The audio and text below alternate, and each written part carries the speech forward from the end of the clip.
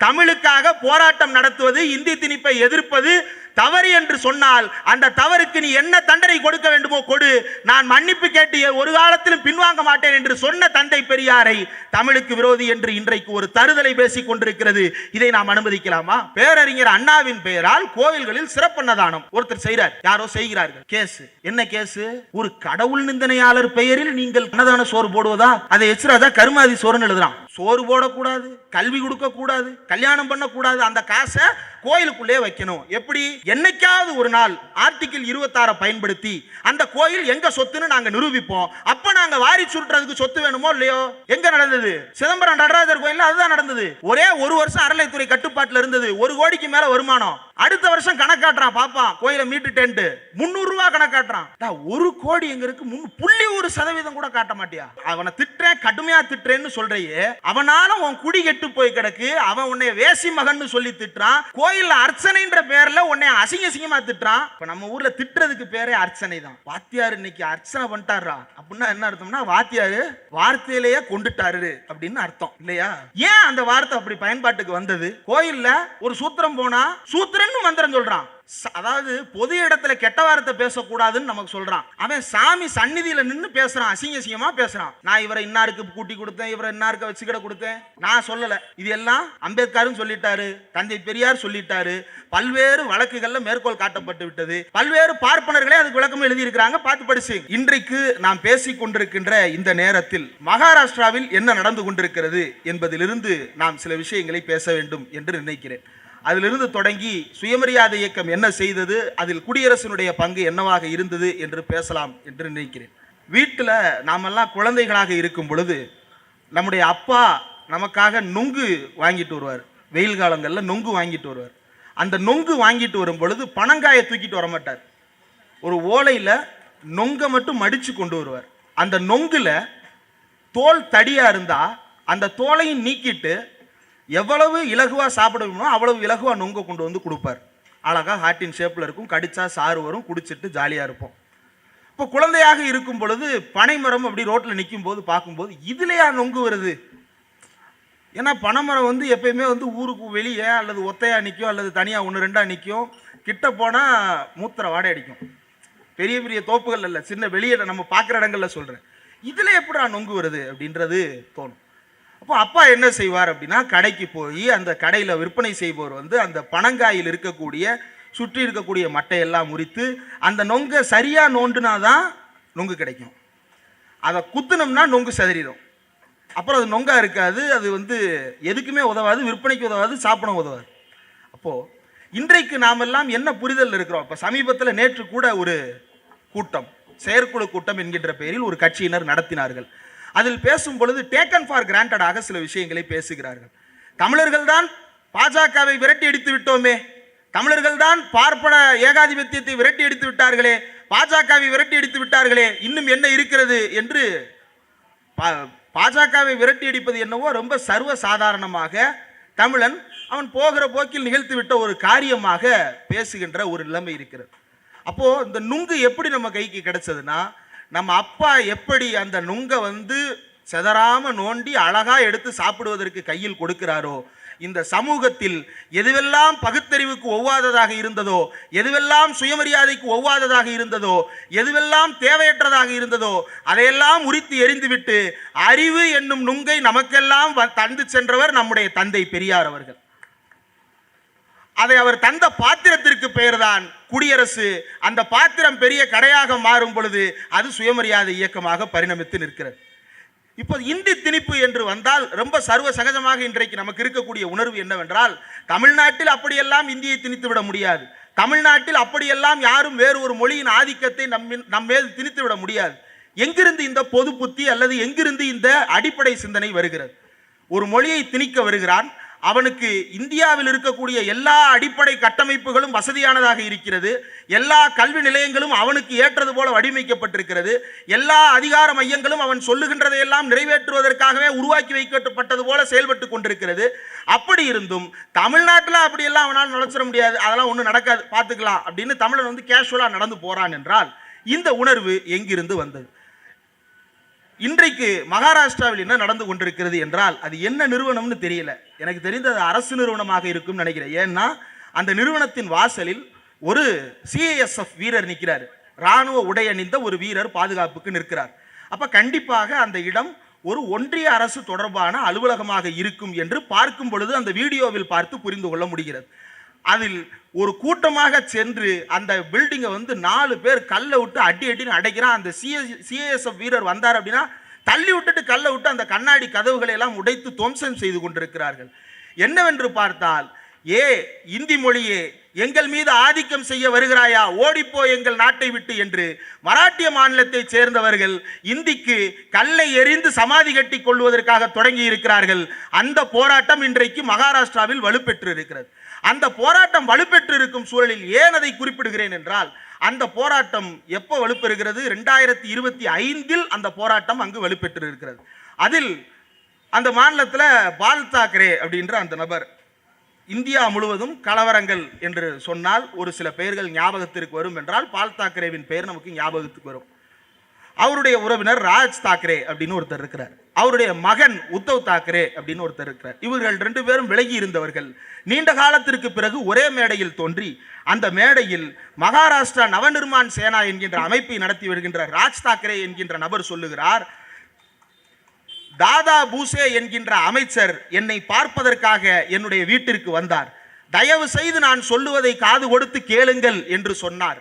நான் சொன்னேன், நான் கேட்பதற்கு தயாராக இருக்கிறேன், ஆனால் நீங்கள் சொல்லுவதில் சமாதானம் அடைவதற்கு நான் தயாராக இல்லை என்று சொல்லிவிட்டு அவர்களை விரட்டி அடித்து விட்டேன்.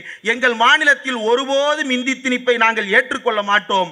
இந்தி பேசுகின்ற பல்வேறு மாநிலங்களை விட இந்தி பேசாத இந்த மாநிலம் மிகவும் வளர்ச்சி பெற்ற மாநிலமாக இருக்கிறது. உன்னுடைய மொழி எங்களுக்கு தேவையில்லை என்று 2025 ஆண்டில் ராஜ் தாக்கரே பேசுகிறார். தமிழ்நாட்டினுடைய முதலமைச்சர் அங்கே பற்றி எரிகின்ற இந்தி திணிப்புக்கு எதிரான அந்த போர்க்குரலுக்கு நாமும் வலுச்சேர்ப்போம் என்று இங்கிருந்து அறிக்கை கொடுத்திருக்கிறார் திராவிட முன்னேற்ற கழகத்தினுடைய தலைவர் மு க ஸ்டாலின் அவர்கள். அப்போ இந்த உணர்வு எங்கு ஆதிக்கம் நிலவினாலும் அந்த ஆதிக்கத்தை எதிர்த்து கேள்வி கேட்கின்ற உணர்வுக்கு பக்குவப்பட்டவனாக தமிழ்நாட்டில் பலரும் பார்த்திருப்போம். இளமை பருவத்தில் வளர்ந்து வரும் பொழுது, ஒரு 10 பருவத்திற்கு வரும் பொழுது இளைஞர்கள் ஒவ்வொருவரும் சேகுவேராவினுடைய டிஷர்ட்டுகளை போட்டுக்கொண்டு சுற்றுவதை ரொம்ப வழக்கமாக பார்க்க முடியும். ஆனால் தமிழ்நாட்டில் இருக்கக்கூடிய ஒவ்வொருவரும் சேகுவேராவாக மாற்றியவர் யார் என்றால் நம்முடைய தந்தை பெரியார் அவர்கள் தான். அவனுக்கு உள்ளே சுயமரியாதை உணர்வை ஊட்டி எங்கே ஆதிக்கம் நிகழ்ந்தாலும் அதை நின்று தட்டி கேட்கின்ற வல்லமையை அவனுக்கு தந்து சென்றது பெரியாருடைய எழுத்துக்கள் தான். அந்த பெரியாருடைய எழுத்துக்கள் எங்கிருந்து நமக்கு இவ்வளவையும் பிரசவித்து தருகிறது என்றால், அவர் நடத்திய குடியரசு என்கின்ற ஏட்டிலிருந்து நமக்கு இந்த தகவல்கள் எல்லாம் கிடைக்கிறது. அந்த குடியரசு ஏடுகளை புரட்டி பார்க்கும் பொழுது 1927 ஆண்டு குடியரசு தொடங்கி 2ஆம் ஆண்டு நிறைவடையும் பொழுது தந்தை பெரியார் ஒரு தலையங்கத்தை எழுதுகிறார். அந்த தலையங்கத்தில் தந்தை பெரியார் ஒரு அழகான வார்த்தை ஒன்றை பிரயோகப்படுத்துகிறார். என்னவென்றால், இந்த ஏட்டை தொடங்கியதற்கான காரணம் என்ன என்பது பற்றி அவர் அதில் விரிவாக பதிவு செய்கிறார். அதில் அவர் சொல்லுகின்ற காரணம், நமது நாட்டு மக்களுக்குள் சுயமரியாதையையும் சமத்துவத்தையும் சகோதரத்துவத்தையும் உண்டாக்கி குடியரசு என்னும் பத்திரிகையை ஆரம்பிக்க வேண்டும் என்பதற்காக முதலாக நானும் என் நண்பர் ஸ்ரீமான் தங்கபெருமாள் ஆகியோரும் இணைந்து 1922 கோயம்புத்தூர் ஜெயிலில் சிறைவாசம் செய்யும் போதே நினைத்தோம். அவர் பயன்படுத்துகின்ற வார்த்தை, அவர் அடுக்கி இருக்கக்கூடிய 3 வார்த்தைகள் நாம் கவனிக்க வேண்டிய வார்த்தைகள்: சுயமரியாதை, சமத்துவம், சகோதரத்துவம். பொதுவாக ஜனநாயக நாட்டில் 3 வார்த்தைகள் உலகம் முழுக்க திரும்ப திரும்ப சொல்லப்படுவது உண்டு. அது பிரெஞ்சு புரட்சி பிரசவித்து தந்த வார்த்தை. அந்த வார்த்தை என்னவென்றால் சுதந்திரம், சமத்துவம், சகோதரத்துவம். சுதந்திரம், சமத்துவம், சகோதரத்துவம் என்பதுதான் நம்முடைய அரசியலமைப்பு சட்டத்திலும் கூட நாம் எழுதி வைத்திருக்கிறோம். நாம் பேசும் பொழுதும் கூட சுதந்திரம், சமத்துவம், சகோதரத்துவம், லிபர்ட்டி, ஈக்குவலிட்டி, ஃப்ராட்டர்னிட்டி. இந்த லிபர்ட்டி அப்படின்னா என்ன? சுதந்திரம் என்று எழுதும் பொழுது அதில் சில குழப்பம் வருகிறது. அந்த வார்த்தையினுடைய விளக்கத்தை எடுத்து பார்த்தால் அது என்ன லிபர்ட்டி? அந்த லிபர்ட்டி என்பது என்னவென்றால், நான் என் மனசாட்சிக்கு சரி என்று பட்டதை, என்னுடைய உள்ளத்துக்கு சரி என்று பட்டதை செய்வதற்கான சுதந்திரம் உள்ளவனாக நான் இருக்க வேண்டும் என்பதுதான் லிபர்ட்டி. தந்தை பெரியார் அந்த லிபர்ட்டி என்ற வார்த்தைக்கு பதிலாக செல்ஃப் ரெஸ்பெக்ட், சுயமரியாதை என்கின்ற வார்த்தையை பயன்படுத்தி இருக்கிறார். அடுத்த 2 வார்த்தைகள் அப்படியே இருக்கின்றன. சுதந்திரம், சமத்துவம், சகோதரத்துவம் என்ற வார்த்தை அடுக்கில் சுயமரியாதை, சமத்துவம், சகோதரத்துவம் என்று வைத்திருக்கிறார். ஏன்? 1940களுக்கு பிறகுதான் இந்தியா சுதந்திரம், சமத்துவம், சகோதரத்துவம் என்கின்ற அந்த புரட்சி தத்துவங்களை எல்லாம் பேச தொடங்குகிறது. அரசியலமைப்பு சட்டம் 1947க்கு பிறகுதான் நமக்கு அந்த வார்த்தைகளை அறிமுகப்படுத்தி இருக்கிறது. ஆனால் 1927ஆம் ஆண்டில் இந்தியாவினுடைய அரசியலமைப்பு சட்டம் அந்த வார்த்தைகளை நமக்கு அறிமுகப்படுத்துவதற்கு 20 ஆண்டுகளுக்கு முன்னால் தந்தை பெரியார் சுயமரியாதை, சமத்துவம், சகோதரத்துவம் என்று சொல்லுகிறார். ஏன் அந்த சுயமரியாதை என்கின்ற வார்த்தையை அங்கு வைத்தார்? லிபர்ட்டி என்பது நான் என்ன நினைக்கிறேனோ அதை செய்வதற்கான சுதந்திரம் தான். ஆனால் இந்தியன் ஆகியவனுக்கு சுதந்திரம் என்பது எப்படியானதாக இருக்கிறது என்றால், தனக்கு கீழே உள்ள ஒருவனை நீ கீழ் சாதி என்று மிதிக்கிறான், அவன் இன்னொரு சாதியை கீழ் சாதி என்று மிதிக்கிறான், அவன் இன்னொரு சாதியை கீழ் சாதி என்று மிதிக்கிறான். இவனுக்கு லிபர்ட்டி என்ற வார்த்தையை சொன்னோம்னா அவன் இன்னொருத்தனை மிதிக்கிறது தான் சுதந்திரம் என்று வாழ்ந்து கொண்டிருக்கின்றான். அவனுக்கு சரியாக போய் சேர வேண்டிய வார்த்தை சுயமரியாதை. யாரும் யாரையும் தாழ்த்தாமல், யாரும் யாருக்கும் தாழாமல் வாழ்வதற்கான நிலை வேண்டும் என்கின்ற தத்துவத்தை உணர்ந்தால்தான் அவனால் லிபர்ட்டி, சுதந்திரமுள்ள மனிதனாக வாழ முடியும் என்பதை உணர்ந்து சுயமரியாதை, சமத்துவம், சகோதரத்துவம் என்கின்ற வார்த்தைகளை 1925ஆம் ஆண்டு மனதில் நினைத்து 27ஆம் ஆண்டு அதை பத்திரிகையில் எழுதி 20 ஆண்டுகள் சுதந்திரம் அடைவதற்கு முன்னாலேயே அந்த வார்த்தைகளை நமக்கெல்லாம் அறிமுகப்படுத்தி பேசியிருக்கிறார் தந்தை பெரியார். தொடர்ந்து இந்த குடியரசு இதழ் நடத்தப்பட்டு கொண்டே வருகிறது. அப்படி நடத்தப்படும் பொழுது அந்த ராஜ் தாக்கரே, பால் தாக்கரே, ராஜ் தாக்கரே மற்றும் உத்தவ் தாக்கரே இணைந்து மகாராஷ்டிராவில் இந்திய எதிர்ப்பு போராட்டத்தை துவங்கி இருக்கிறார்களே, அந்த துவங்கி இருக்கக்கூடிய போராட்டத்தை பற்றி பேசும் பொழுது இங்கே சுயமரியாதை இயக்கம் ஏற்படுத்திய இன்னொரு தாக்கத்தையும் சேர்த்து பேச வேண்டியிருக்கிறது. ஜனவரி 2019ஆம் ஆண்டு வெளியாகிய பெரியார் முழக்கம் இதழில் தோழர் விடுதலையார் அவர்கள் எழுதிய அந்த கட்டுரை யாராலும் அவ்வளவு எளிதில் மறந்துவிட முடியாது. இன்றைக்கும் இணையதளத்தில் இந்திய எதிர்ப்பு போராட்டம் என்று தேடினால் அந்த 1938ஆம் ஆண்டு நடந்த நிகழ்வுகளை பற்றி தோழர் விடுதலை ராஜேந்திரன் அவர்கள் எழுதிய அந்த கட்டுரை தான் நம் கண் முன்னால் காண கிடைக்கிறது.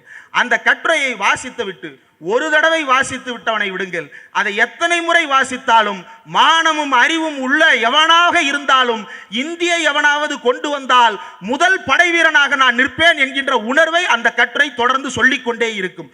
எப்படி அந்த கட்டுரை அதை சொல்லுகிறது என்றால், தந்தை பெரியார் 1938ஆம் ஆண்டு பிப்ரவரி மாதம் காஞ்சிபுரத்தில் இந்தி எதிர்ப்பு மாநாடு என்று ஒன்றை கூட்டுகிறார். அந்த மாநாட்டில் இந்திக்கு எதிராக, இந்தி என்பது பார்ப்பன ஏகாதிபத்தியத்தை நம்மீது திணிப்பதற்காகத்தான் என்பதை நிறுவி பிப்ரவரி மாதம் பேசுகிறார். மே மாதம் மறுபடியும் அதே கருத்துக்களில் தொடர்ந்து விடுதலை தன்னுடைய குடியரசு இதழில் அவர் எழுதி கொண்டே இருக்கிறார். எழுதும் பொழுது அவர் பயன்படுத்துகின்ற வார்த்தை, இந்தி திணிப்புக்கு எதிராக பெரியார் திரட்டியது போராட்ட குழுவை அல்ல, போர்க்குழுவை திரட்டினார். தமிழனே உன் தண்டமிழை காக்க திரண்டு வா என்று கூப்பிட்டார். போருக்கு தயாராக இருங்கள் என்று கூப்பிட்டார். அந்த கூப்பிட்ட குரலுக்கு தமிழர்கள் ஓடி வந்தார்கள். அப்படி ஓடி வந்து தமிழர்கள் செய்த கிளர்ச்சி தான் இன்றைக்கும் யாராவது தமிழ்நாட்டில் அல்ல, இந்தியாவில் எந்த மூலையில் இந்தியை திணிக்க முன்வந்தாலும் அவர்களுக்கெல்லாம் மீண்டும் மீண்டும் சவால் விட்டுக் கொள்ளுகின்ற ஒரு விஷயமாக மாறுகிறது. அதில் பெரியார் 1938இல் கைதாகிறார். கைது செய்பவர் ராஜாஜி. எதற்காக? இந்தி திணிப்புக்கு எதிராக போராட்டத்தை கிளர்த்துவதற்காக ராஜாஜி தந்தை பெரியாரை கைது செய்கிறார். 2 ஆண்டுகள் கடுங்காவல் தண்டனை. முதலில் ஒரு சிறையில் அடைக்கப்படுகிறார், பிறகு பெல்லாரி சிறைக்கு மாற்றப்படுகிறார். அப்படி விசாரணை நடக்கும் பொழுது அவர் சொன்ன வார்த்தைகள் மிகவும் கவனிக்க வேண்டிய சில வார்த்தைகள். நான் சம்பந்தப்படும் எந்த இயக்கமும் அல்லது கிளர்ச்சியும் அல்லது போராட்டமும் சட்டத்துக்கு உட்பட்டு வன்முறை இல்லாமல் தான் இருக்கும். என்னுடைய பேச்சுக்கள் இதை விளக்கும். ஆனால் இந்திய எதிர்ப்பு கிளர்ச்சியை அடக்குமுறை மூலம் ஒடுக்கிவிட காங்கிரஸ் அரசு கருதுகிறது. வீட்டுக்குள் திருடன் புகுந்தால் கையில் கிடைத்ததை எடுத்து அடிப்பேன் என முதல் மந்திரியாகவே பேசியிருக்கிறார். நீதிபதியே காங்கிரஸ் அரசுக்கு கட்டுப்பட்டவராக இருக்கிறார், அதிலும் பார்ப்பனராக இருக்கிறார். எனவே எவ்வளவு அதிக தண்டனை தர முடியுமோ அதையும் கொடுத்து இந்த விசாரணை நாடகத்தை முடித்து விடுங்கள் என்று தந்தை பெரியார் எழுதினார். தமிழுக்காக போராட்டம் நடத்துவது, இந்தி திணிப்பை எதிர்ப்பது தவறு என்று சொன்னால் அந்த தவறுக்கு நீ என்ன தண்டனை கொடுக்க வேண்டுமோ கொடு, நான் மன்னிப்பு கேட்டு ஒரு காலத்திலும் பின்வாங்க மாட்டேன் என்று சொன்ன தந்தை பெரியாரை தமிழுக்கு விரோதி என்று இன்றைக்கு ஒரு தருதலை பேசிக் கொண்டிருக்கிறது. இதை நாம் அனுமதிக்கலாமா? இன்னும் அடுத்ததாக நடக்கிறது. அவர் சிறையில் இருக்கும் பொழுதே அவர் நீதி கட்சியின் தலைவராக தேர்ந்தெடுக்கப்படுகிறார். 14வது மாநாட்டில் தேர்ந்தெடுக்கப்படுகிறார். அதற்கு பிறகு சர் ஏ டி பன்னீர்செல்வம் பெரியார் கொடுத்தனுப்பிய அந்த வரிகளை வாசிக்கிறார். வாசித்ததற்கு பிறகு தந்தை பெரியாரின் சிலைக்கு முன்னால் தமிழர்கள் திரண்டு நின்று, எங்கள் தலைவரே, உங்கள் உடல் சிறைப்படுத்தப்பட்டிருந்தாலும் உங்கள் வீர திரு உருவத்தின் முன்னால் நின்று நாங்கள் அனைவரும் ஒன்றுபட்டிருக்கிறோம். உங்கள் தலைமையில் நாங்கள் அனைவரும் செயல்வழி நின்று கட்சி வளர, மக்கள் வாழ, நோக்கம் நிறைவேற ஓயாது உழைத்து வெற்றி பெறுவோம் என்று தமிழிலும் தெலுங்கிலும் உறுதிமொழி ஏற்றுக்கொண்டு அவர்களுடைய பயணத்தை தொடங்குகிறார்கள். அப்போ தமிழர்கள் தந்தை பெரியாரை ஏற்றுக்கொள்வது என்பது 1910 இந்திய எதிர்ப்பு போராட்டத்தில் ஏற்றுக்கொள்ளுகிறார்கள் என்றால் எப்படி அந்த ஏற்பு வந்தது? தந்தை பெரியார் தனக்கான ஏற்பை எப்படி மக்கள் மத்தியில் ஏற்படுத்தி கொண்டார்? ஒரு தலைவன் சும்மா வந்து நின்று நான் வருகிறேன், போராட்டம் பண்ணுகிறேன், நீ என்னோடு வருகிறாயா என்றால் அவர்கள் வருவது இல்லை. அவர்களுக்கு அந்த தலைவரின் மீது நம்பிக்கை ஏற்பட வேண்டும். அந்த நம்பிக்கையை தந்தை பெரியார் எப்படி ஏற்படுத்தினார் என்பதைத்தான் 1925 ஆண்டு வரலாற்றிலிருந்து நாம் ஒவ்வொன்றாக எடுத்து படிக்க வேண்டி இருக்கிறது. தமிழர்கள் அனைவரும் கட்டாயம் தெரிந்து கொள்ள வேண்டிய வரலாற்று பாடமாக அதுதான் மாறி இருக்கிறது. பார்ப்பனர் அல்லாத பார்ப்பன அடிமைகள் என்று தந்தை பெரியார் ஒரு கட்டுரையை எழுதியிருக்கிறார். அது என்ன பார்ப்பனர் அல்லாத பார்ப்பன அடிமைகள்? பார்ப்பானுக்கு சேவகம் செய்வதையே தன்னுடைய வாழ்நாள் வேலையாக கொண்டிருந்த ஒரு கூட்டத்தை பார்ப்பனர்கள் எப்படி நடத்தினார்கள் என்பது பற்றி தந்தை பெரியார் சித்திரபுத்திரன் என்கின்ற புனைப்பெயரில் தன்னுடைய கட்டுரையை குடியரசு இதழில் எழுதுகிறார். அந்த இதழில் அவர் ஒரு சம்பவத்தை குறிப்பிடுகிறார். சென்னை சட்டசபைக்கு சேலம் ஜில்லா அபேட்சகர்களை நிறுத்த சேலத்திற்கு சீனிவாச ஐயங்கார் வருகிறார். சேலத்தில் வேட்பாளர் தேர்வு செய்வதற்காக சீனிவாச ஐயங்கார் வருகிறார். வருகிறவர் எப்போதும் அவர் தங்குகின்ற டாக்டர் வரதராஜலு நாயுடு வீட்டிற்கு போய் தங்காமல், அவருக்கு தகவலும் சொல்லாமல், என்ன செய்ய போகிறேன் என்பதை அவரிடம் விவாதிக்கவும் இல்லாமல் அவர் தனியே ஒரு ஆவர்த்தனத்தை நிகழ்த்தி கொண்டிருக்கிறார். இந்த பிராமணர்களுடன் பெரியார் எழுதுகிறார், இந்த பிராமணர்களுடன் அவர் திரியும் போது மகாத்மா வந்தாலும் டாக்டர் வீட்டில் தான் இறங்குவார், தேசபந்து தாஸ் வந்தாலும் டாக்டர் வீட்டில் தான் இறங்குவார், இன்னும் யார் வந்தாலும் டாக்டர் வீட்டில் தான் இறங்குவார்கள். இப்போது இந்த பிராமணர்களுக்கு அவருடைய வீடு அதிகார வர்க்கத்தார் வீடாகிவிட்டது. டாக்டர் நாயுடு அவர்கள் செய்த குற்றம் தான் என்ன? இவ்வளவு ஆதரித்தும் கூட, ஜஸ்டிஸ் கட்சியை திட்டி திட்டி எழுதியதற்கு பிறகும், சுயராஜ்ய கட்சியை ஆதரித்து எழுதியதற்கு பிறகும் ஏன் நாயுடு அவர்கள் வீட்டிற்கு போகாமல் நின்றார்கள் என்றால் தந்தை பெரியார் 2 சம்பவங்களை குறிப்பிடுகிறார். இரவு பகலாய் சுயராஜ்ய கட்சியை ஆதரித்தும் ஜஸ்டிஸ் கட்சியை பிராமணர்களின் ஆசை தீர திட்டியும் கூட தேவஸ்தான சட்டத்தை ஆதரித்ததற்காகவும் குருகுல புரட்டுக்களை வெளியிட உதவியாய் இருந்ததற்காகவும் அவரை குற்றவாளியாக்கி அவரோடு உறவு கொண்டிருந்த அத்தனை பேரும் அவரை இன்றைக்கு தனித்து விட்டிருக்கிறார்கள் என்று தந்தை பெரியார் சொல்லுகிறார். அப்போ ஒரு பார்ப்பனர் அல்லாதார் வீட்டிற்கு, ஆம், அந்த பார்ப்பனர் அல்லாத ஒரு மனிதனுடைய வீட்டிற்கு அத்தனை பேரும் வந்தார்கள். அவரை அதிகாரத்திற்கு பக்கத்தில் கூட்டி போனார்கள். எப்படி கூட்டி போனார்கள் என்றால், அந்த சரத்குமார் படத்துல யானை மேல ஏத்துற மாதிரி தான், நல்லா இருந்துச்சா இறங்கு அப்படின்னு இறக்கி விடுற மாதிரி, பாப்பான் புகழ் பாடுறியா, மேலே ஏறு, என்னது பாப்பானை திட்டுறா, இறங்கு முதல்ல, அந்த யானை காலு கீழே போட்டு அவனை மிதிக்க விடுங்கடா அப்படின்னு சொல்லிட்டு பார்ப்பனர் அல்லாதவர்களை எப்படி குச்சியில் கேரட்டை கட்டி ஏமாற்றுவார்களோ அதே போல பார்ப்பனர் அல்லாதவர்களை ஏமாற்றுகின்றது இந்த சுயராஜ்ய கட்சியை சேர்ந்தவர்களும் பார்ப்பனர்களும் என்று தோலுரித்து காட்டியவர் தந்தை பெரியார் தான். இதுல ரொம்ப கவனிக்க வேண்டிய ஒரு விஷயம் என்ன அப்படின்னா, அதில் அவர் குறிப்பிடுறது 2 சம்பவங்கள். ஒன்று சேரன்மாதேவி குருகுல போராட்டம், அதற்கு டாக்டர் வரதராஜன் அவர்கள் துணையாக இருக்கிறார். 2வது தேவஸ்தான சட்டம். அது என்ன தேவஸ்தான சட்டம்? HRNC ஆக்ட் என்று நாம் இன்று வைத்திருக்கக்கூடிய இந்த அறநிலைத்துறை சட்டம். பனகலரசர் கொண்டு வருகின்ற அந்த சட்டத்தை ஆதரித்து பலரும் பேசுகிறார்கள். அதை ஆதரித்தார் என்பதற்காக அவர் விரட்டப்படுகிறார். இப்போ பனகலரசர் கொண்டு வந்த அந்த HRNC சட்டம் நிறைவேற்றப்பட்டு கிட்டத்தட்ட 100 ஆண்டுகளை எட்டப் போகிறது. 100 ஆண்டுகளை எட்டப் போகின்ற அந்த HRNC ஆக்ட் 100 ஆண்டுகளுக்கு முன்னால் என்ன நிலையை சந்தித்ததோ இன்றைக்கும் அதே நிலையை சந்தித்துக் கொண்டிருக்கிறது. 100 ஆண்டுகளுக்கு முன்னால் பனகலரசர் அவர்கள் அறநிலைத்துறை சட்டம், தேவஸ்தான சட்டத்தை கொண்டு வரும்போது அவர் ஒரு விஷயத்தை செய்ய முயற்சி செய்கிறார். என்ன முயற்சி செய்கிறார் என்றால், திருப்பதி தேவஸ்தான நிதியிலிருந்து குடியரசு ஏடு 1925 12/7/1925 தந்தை பெரியார் எழுதுகிறார். திருப்பதி தேவஸ்தான நிதியில் இருந்து சந்திரகிரியில் சர்வகலாசாலையை ஏற்படுத்த போவதாக சமீப காலத்தில் தமது அபிப்பிராயத்தை பனகலரசர் வெளியிட்டதை கேட்டதும் இந்த சட்டத்தின் விரோதிகள் அவர் மேல் சீறி விழ ஆரம்பித்து விட்டார்கள். 63வது சட்டம் இப்படி சொல்லுகிறதே, 76வது சட்டம் அப்படி சொல்லுகிறதே என்று சில பத்திரிகை நிருபர்கள் நாளுக்கு நாள் குவிந்து கொண்டே இருந்தார்கள். சர்வகலாசாலை, அதாவது பல்கலைக்கழகம் ஏற்படுத்துவதை காட்டிலும் திருப்பதி கோயில் கோபுரத்தையும் 7 மலை படிக்கட்டுகளையும் ஏன் பழுது பார்க்கவில்லை என்று அவரிடம் கேள்வி கேட்கிறார்கள். இந்த விதண்டாவாதக்காரர்கள் இவ்வளவு நாள் எங்கு பதுங்கி கிடந்தார்களோ தெரியவில்லை.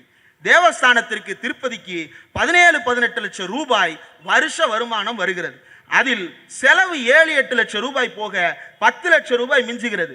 அப்படி 10 லட்சம் 10 லட்சமாக மிஞ்சி 40 லட்சம் ரூபாய் சேர்ந்திருக்கிறது. அதை வைத்து ஒரு பல்கலைக்கழகத்தை சந்திரகிரியில் நிறுவுவதற்கு பனகலரசர் முயற்சி செய்கிறார் என்று கேட்டவுடன் அது எப்படி அதை கட்டலாம் என்று கொந்தளித்தார்கள். அப்படி கொந்தளித்த அதே கூட்டத்தினர் 2021 ஒரு கேஸ் நவம்பர் மாதம். என்ன வழக்கு என்றால், இந்து சமய அறநிலையத்துறை சார்பில் புதிதாக கல்லூரிகள் துவங்கக்கூடாது என்று ஒரு தீர்ப்பை பெறுகிறார்கள். ஏன் கல்லூரிகளை திறக்கக்கூடாது? தமிழ்நாடு அரசு 10 கலை அறிவியல் கல்லூரிகளை நிறுவுவதற்காக அறநிலையத்துறையின் மூலமாக ஆணை பிறப்பிக்கிறது. அந்த கல்லூரிகளை நிறுவுவதற்கு ஏற்பாடு செய்கிறது. 4 கல்லூரிகள் செயல்பாட்டிற்கு வருகிறது. இன்னும் 6 கல்லூரிகளுக்கான வேலை நடக்கிறது. இவன் போய் கேஸ் போடுறான். இந்த 6 பல்கலைக்கழகங்களை, இந்த 6 கல்லூரிகளை கட்டக்கூடாது என்று கேஸ் போடுறான். அந்த கேஸ்ல என்ன சொல்றாங்கன்னா, அந்த கேஸ்ல அதாவது 6 கல்லூரிகள் கட்டக்கூடாது, அது போக தொடங்கப்பட்ட 4 கல்லூரிகளிலும் இந்து மத வகுப்புகள் தொடங்க வேண்டும். கல்லூரி தொடங்கிய 1 மாதத்திற்கு உள்ளாக மத வகுப்புகள் நடத்தவில்லை என்றால் கல்லூரிகளை தொடர்ந்து நடத்த முடியாது என்று நீதிமன்றம் தீர்ப்பை சொல்லுகிறது. அப்ப அந்த அறநிலையத்துறை காசை யார் என்ன செய்ய வேண்டும்? அந்த அறநிலையத்துறை நிதியிலிருந்து ஒருவன் இன்னொருவனுக்கு கல்வி கற்பிக்க கூடாது. அப்படி கற்பித்தாலும் இந்து மத புராணங்களை தான் கற்பிக்க வேண்டும்.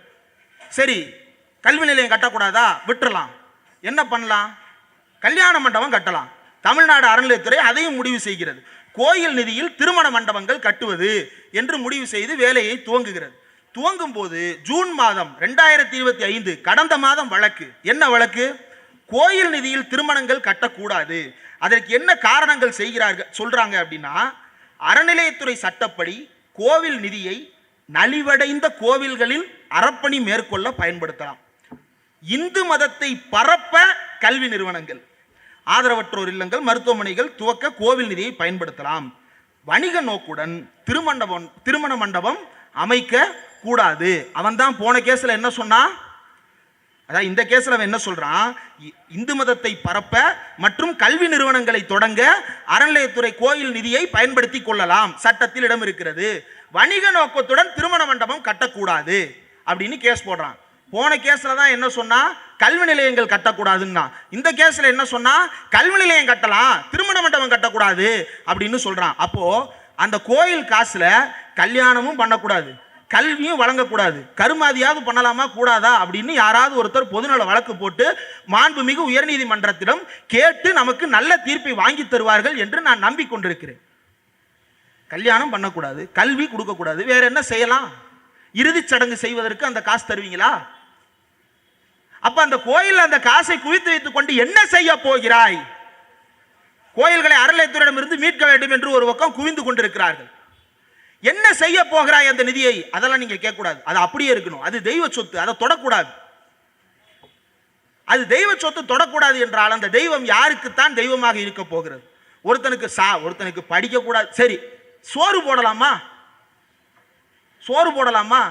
அறிஞர் அண்ணாவுடைய பிறந்த நாள் அன்றைக்கு பேரறிஞர் அண்ணாவின் பெயரால் கோவில்களில் சிறப்பன்னதானம் ஒருத்தர் செய்கிறார், யாரோ செய்கிறார்கள், வச்சுப்போம். கேஸ் என்ன கேஸ்? ஒரு கடவுள் நிந்தனையாளர் பெயரில் நீங்கள் கருமாதி சோறு, இந்த சோறு போடுவதா, அன்னதான சோறு போடுவதா, அதை எச்சராதா கருமாதி சோறுன்னு எழுதுறான். அவர் யாரானாலும் இருக்கட்டும், அவர் பேர்ல ஒருத்தன் சோறு தானே போடுறான். அந்த சோறு போடுறதுக்கு கோயில் ஒரு இடம். சோத்துக்கு ஏதுடா சாமி? 10 நாள் ரூம்ல போட்டு அடைச்சிட்டு 11ஆவது நாள் வெளியே திறந்து விடு. அவன் கருவறைக்கு போறானா சமயக்கட்டுக்கு போறானான்னு? பசிச்சவனுக்கு யார் பேர்ல அன்னதானம் போட்டா என்ன? நம்பிக்கை இருக்கிறவன் யாரோ ஒருத்தர் பேர்ல போடுறான். அப்ப போடுறவன் நம்பிக்கை இருக்கிறா இல்லையான்றதுதான் மேட்டரே தவிர போடுற பேர் யார் பேருன்றது உனக்கு என்ன பிரச்சனை? நான் என் கம்பெனி பேர்ல கூட போடுவேன், உனக்கு என்ன கேடு? இப்ப கம்பெனிக்கு கடவுள் நம்பிக்கை இருக்கா? எந்த கம்பெனி போய் திருப்பதியில் உருண்டுகிட்டு இருக்கு 108 படிக்கட்டுல?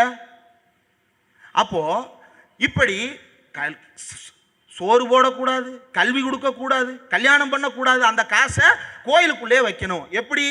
என்னைக்காவது ஒரு நாள் ஆர்டிகிள் 26 பயன்படுத்தி அந்த கோயில் எங்க சொத்துன்னு நாங்க நிரூபிப்போம். அப்ப நாங்க வாரி சுருட்டுறதுக்கு சொத்து வேணுமோ இல்லையோ? எங்க நடந்தது? சிதம்பரம் நடராஜர் கோயில் அதுதான் நடந்தது. ஒரே ஒரு வருஷம் அறநிலைத்துறை கட்டுப்பாட்டில் இருந்தது. 1 கோடிக்கு மேல வருமானம். அடுத்த வருஷம் கணக்காட்டுறான், பாப்பான் கோயிலை மீட்டுட்டேன்ட்டு 300 ரூபாய் கணக்காட்டுறான். 1 கோடி எங்க இருக்கு? 0.1% கூட காட்ட மாட்டியா? அப்போ இதெல்லாம் எங்கு நகர்த்தி கொண்டிருக்கிறது? இதை பார்த்தவுடன் தமிழர்களுக்கு கோபம் வர வேண்டும் என்பதுதான் பெரியார் ஏற்படுத்திய அந்த சுயமரியாதை உணர்வினுடைய அடிப்படை. இன்றைக்கு சில திரைப்படங்கள்ல நம்ம பார்க்கிறோம். தந்தை பெரியார் குடியரசு இதழை நடத்தும் பொழுது அதனுடைய 1ஆம் ஆண்டு நிறைவு, அந்த 1ஆம் ஆண்டு நிறைவுல அவர் சில விஷயங்களை குறிப்பிடுகிறார். என்ன குறிப்பிடுகிறார் அப்படின்னா, நம்மை பாராட்டி பல கடிதங்கள் வந்திருக்கின்றன, நம்மை விமர்சித்து 3-4 கடிதங்கள் வந்திருக்கின்றன. அவர் என்ன சொல்லுகிறார் என்றால், குடியரசின் தொண்டை பற்றி சிலாகித்து 300-400 கடிதங்களும், குற்றம் சுமத்தி 3-4 கடிதங்களும் கிடைத்திருக்கின்றன. ஒரு பத்திரிகைக்காரர் என்ன பண்ணணும்? வந்த லெட்டரை பூரா போட்டோ எடுத்து வரிசையா அடுக்கி குடியரசை வாழ்த்தியவர்கள் விவரம் இதான போட்டிருக்கணும். இல்ல, சாக்கியமாய் எழுதியவர்களை பற்றி இதில் எழுதுவதற்கு இடம் இல்லை. எழுதினாலும் தற்புகழ்ச்சியாக முடியும் என்பதால் மனமும் இல்லை. ஆனால் குற்றம் கூறி எழுதியவர்கள் பற்றி விரிவாக எழுதுவதற்கு இதில் இடம் உண்டு. 4 பேர் தானே, 4 பேரை பத்தி நான் 40 பக்கம் கூட எழுதுவேன். ஏன்னா அதுதான் எனக்கு முக்கியம். அதுலதான் நான் பேசுற அரசியல் இருக்கு. 4 பேர்: ரங்கராம நாயக்கர், சுப்பிரமணிய ஐயர், ராஜரத்ன முதலியார், குப்புசாமி முதலியார். 4 பேர் நீங்க இப்படிலாம் பண்ணக்கூடாது, ஜஸ்டிஸ் கட்சி ஆதரிக்க ஆரம்பிச்சிட்டீங்க, காசு வாங்கிட்டு பண்றீங்க, இப்படி சில சார்ஜஸ் அவர் மேல வச்சு எழுதுறாங்க. இதெல்லாம் சொல்லிட்டு இது எதுக்குமே பதில் சொல்ல, அது எல்லாத்தையும் இப்படிலாம் சொல்றாங்க அப்படின்னு எழுதிட்டு, நமது பத்திரிகையை பற்றி நம்மிடம் நேரில் பேசுகிறவர்கள் சிலர் வந்தார்கள். ஐயா எல்லாம் சரிங்கய்யா. இப்போ நாங்களே சில சமயம் யூடியூப்ல தம்ப்நெயில் வச்சுட்டா நம்ம ஆட்கள் கால் பண்ணி, தோழர் இவ்வளவு கடுமையாக வைக்க வேண்டாம் தோழர், நம்ம தரத்தை நம்ம குறைச்சிக்க வேண்டாம் தோழர், தம்ப்நெயில்ல நீங்கள் இப்படிலாம் வார்த்தைகளை விட்டுறாதீங்க தோழர், நமக்கு ஒரு தரம் இருக்கு தோழர். பெரியார் அதுக்கு பதில் சொல்றாரு, எல்லாம் சரி, பிராமணர்களை திட்டுகிறீர்கள், அது போனாலும் போகட்டும், அதிக கடினமான வார்த்தைகளால் திட்டுகிறீர்கள், அது நம்ம பத்திரிகையின் யோக்கியதையை கெடுத்துவிடும், அதை மட்டும் குறைத்துக் கொள்ளுங்கள். அப்படியா, வா, உன் கூட சேர்ந்து உனக்கு நல்ல பிள்ளையா இருந்து பிரிட்டிஷ்காரனை திட்டினா, ஆமா திட்டினீங்க, திட்டும் போது பாப்பாம்பூரா எனக்கு பட்டம் கொடுத்தான், வீரன்னு சொன்னான், எல்லாம் பண்ணான், அவன் ஒரு தப்பு பண்றான், அதை நான் திட்டுறேன். அப்ப என்ன சொல்றான்? பிராமணர்கள் குற்றத்தை எடுத்து சொல்லும் போது அதற்கேற்ற கடினமான வார்த்தைகளை உபயோகிக்கும் போது பிராமண துவேஷி ஆகிவிடுகிறேன். கடுமையான வார்த்தைகள் என்றால் என்ன? வார்த்தைகளை பார்த்தால் போதுமா? குற்றம் செய்யும் ஆட்களையும் பார்க்க வேண்டாமா? அந்த குற்றத்தை பார்க்க வேண்டாமா? குதிரையை அடிப்பதானால், அதாவது அவர் பாட்டுக்கு எழுதிட்டு போயிட்டு இருந்தவர்கிட்ட வாண்டடா வம்பிழுக்கிறான். ஏன் சார் திட்டுறீங்கன்னு கேட்குறான். இல்லப்பா வேற வழி இல்லப்பான்னு சொல்லிட்டு போயிருக்கலாம், இல்லை அப்படிதான் திட்டுவேன்னு முடிச்சிருக்கலாம். வாண்டடா வாங்கி கட்டுறான். குதிரையை அடிப்பதானால் குரடாவை மேலே படும்படி லேசாக வீசினால் போதும். எருமையை அடிப்பதானால் பெரிய தடியை எடுத்துத்தான் ஓங்கி அடிக்க வேண்டும். யானையை அடிப்பதாய் இருந்தால் கூர்மையான இரும்பு தடி, அதாவது அங்குசத்தை வைத்து குத்தத்தான் வேண்டும். ஐயா நான் திட்டாதீங்கன்னு சொல்றதுக்கு அப்போ அதுக்கு காரணம் சொல்கிறார். இவற்றை அறியாமல் பேசுவதில் என்ன பயன்? பிராமணர்களிடம் நமக்கு துவேஷமா? இல்லை, பிராமணர்களிடம் நமக்கு துவேஷம் இல்லை. அவர்கள் சூழ்ச்சிக்கு நமது நாட்டில் யோக்கியதை இருக்கும் வரை நமக்கு விடுதலை இல்லை என்பது நம்முடைய முடிவு. ஆகவே பிராமணர்களின் புன்சிரிப்பை எதிர்பார்ப்பதா விடுதலையை எதிர்பார்ப்பதா என்றால் எனக்கு மக்கள் விடுதலை தான் முக்கியம். பார்ப்பனர்களை என்ன வார்த்தைகளால் சொல்ல வேண்டுமோ அந்த வார்த்தைகளால் தான் என்னால் சொல்ல முடியும். இன்னும் சொல்றார், அவர்களால் நமது குடி கெடுவது நமக்கு கடினமாய் தோன்றுவதில்லை. நான் அவனை திட்டுறது எவ்வளவு, அவனை திட்டுறேன், கடுமையா திட்டுறேன்னு சொல்றையே, அவனால உன் குடி கெட்டு போய் கிடக்கு, அவன் உன்னை வேசி மகன் சொல்லி திட்டுறான், கோயில்ல அர்ச்சனைன்ற பேர்ல உன்னை அசிங்க அசிங்கமா திட்டுறான். இப்ப நம்ம ஊர்ல திட்டுறதுக்கு பேரே அர்ச்சனை தான். வாத்தியார் இன்னைக்கு அர்ச்சனை பண்ணிட்டாரா அப்படின்னா என்ன அர்த்தம்னா, வாத்தியாரு வார்த்தையிலேயே கொண்டுட்டாரு அப்படின்னு அர்த்தம் இல்லையா? ஏன் அந்த வார்த்தை அப்படி பயன்பாட்டுக்கு வந்தது? கோயில்ல ஒரு சூத்திரம் போனா சூத்திரன்னு மந்திரம் சொல்றான். அதாவது பொது இடத்துல கெட்ட வார்த்தை பேசக்கூடாதுன்னு நமக்கு சொல்றான். அவன் சாமி சந்நிதியில நின்று பேசுறான், அசிங்க அசிங்கமா பேசுறான். நான் இவரை இன்னாருக்கு கூட்டி கொடுத்தேன், இவரை இன்னாருக்கு வச்சுக்கிட கொடுத்தேன், நான் சொல்லலை. இது எல்லாம் அம்பேத்கரும் சொல்லிட்டாரு, தந்தை பெரியார் சொல்லிட்டாரு, பல்வேறு வழக்குகள்ல மேற்கோள் காட்டப்பட்டு விட்டது, பல்வேறு பார்ப்பனர்களே அதுக்கு விளக்கம் எழுதியிருக்கிறாங்க, பார்த்து படிச்சுங்க. அப்போ உள்ள நின்று இப்படி பேசுறான், அது உனக்கு அசிங்கமா தெரியல? நாம் முதலில் மரியாதையாகத்தான் நாமும் முதலில் எழுதினோம். ஆனால் அது சரியானபடி தைக்காததால் தைக்கும்படி எழுதுகிறோம். அதிலும் பிரயோஜனம் இல்லை. ஆதலால் நமது மக்களுக்கு தெரியும்படி எழுதுகிறோம். முடிக்கல. குடியரசு யாருடைய தயவுக்கோ முகஸ்துதிக்கோ சுயநல வாழ்வுக்கோ புகழுக்கோ நடத்தப்படுவது இல்லை. முடிக்கல.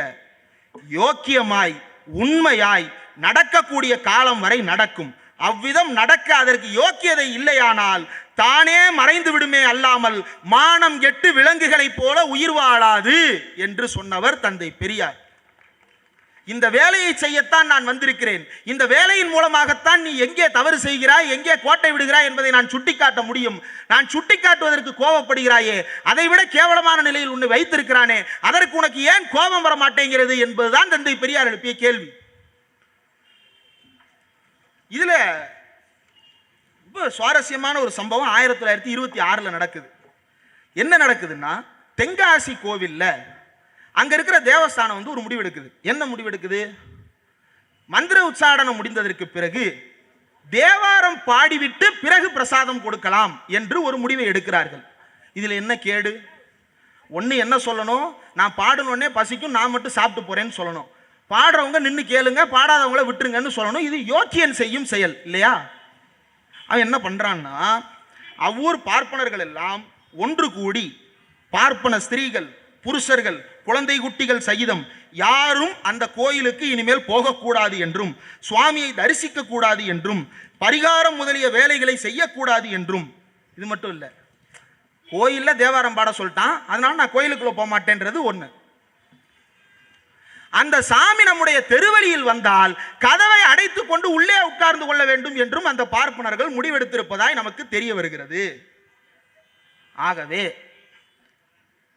மற்ற ஊர்களில் உள்ள பார்ப்பனர்களும் மற்ற கோவில்களோடும் சுவாமிகளோடும் இதே போன்ற ஒத்துழையாமை பகிஷ்கார இயக்கம் செய்துவிட்டு நமது தெய்வங்கள் செய்து விடுவார்களே, ஆனால் நமது தெய்வங்களை பிடித்த சனியனும் நமது மதங்களை பிடித்த கிரகங்களும் அடியோடு ஒளிந்து யோக்கியமானதும் உண்மையானதும் ஆகிவிடும். 12/12/1926. அப்போ தந்தை பெரியார் வரிசையாக எல்லா நிகழ்வுகளின் மூலமாகவும் நமக்கு சொல்லுகின்ற செய்தி என்ன என்றால், இவன் சொல்லுகின்ற சாத்திரத்திற்கு இவனே நேர்மையானவன் கிடையாது, இவன் சொல்லுகின்ற புராணங்களின்படி இவனே வாழ்வது கிடையாது, அவன் நம்மை ஏமாற்றுவதற்காக கதை கதையாக அளந்து விட்டு கொண்டிருக்கிறான். இதெல்லாம் சித்திரபுத்திரன் உரையாடல் நடத்துறாரு. எப்படி உரையாடல் நடத்துறாரு? சிவனும் பார்வதியும் பேசுறாங்க. இன்டெலிஜென்ஸ் தோழர்களுக்கு புத்தகம் இருக்கு, சித்திரபுத்திரன் கட்டுரைகள்.